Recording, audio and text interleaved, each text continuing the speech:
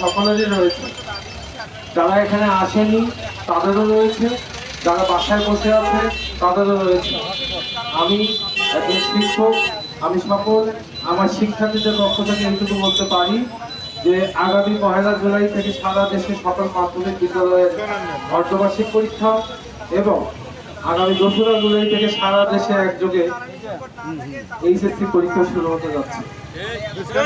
এইরকম একটি পরীক্ষার মৌসুমে বা পরীক্ষার সময়ে সারা দেশে যে এই ব্যাপক পরিমাণ বিশাল পরীক্ষার্থী অংশ নিতে যাচ্ছে, তারা কোনোভাবেই বিদ্যুতের এই লুকোচুরির জন্য এবং তীব্র অসহনীয় গরমের জন্য কোনোভাবেই লেখাপড়ার মনোনিবেশ করতে পারছে না। ফলাফল খারাপ হয়ে গেলে এর দায়ভার তো কেউ নেবে না। একই সাথে আমাদের পার্শ্ববর্তী উপজেলাগুলোর দিকে তাকালে আমরা এই পরিমাণ লোডশেডিং এর খবর পাই না।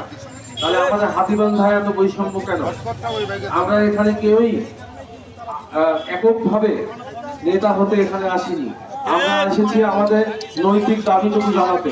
বিদ্যুৎ প্রাপ্তি, আমাদের নিজেদের অর্থেই কেনা বিদ্যুৎ, এটা পাওয়া আমাদের নৈতিক অধিকার। আজকে আপনারা হয়তো আমাদের এতটুকু আয়োজনকে দেখেছেন, কিন্তু এই আয়োজন প্রত্যেকটা প্রতিষ্ঠানে যদি ছড়িয়ে পড়ে, এটা একটা বিশাল মহিলাদের সময় লাগবে না। ধন্যবাদ সবাইকে। আজকে তারা অনেক কষ্ট করে এখানে সময় দিয়েছেন। আমি আরো অনুরোধ করবো, আমরা রাস্তাঘাট ব্যারিকেড সহ অন্যান্য পাবলিক সমস্যা সৃষ্টি হয় এমন কিছু করতে চাই না।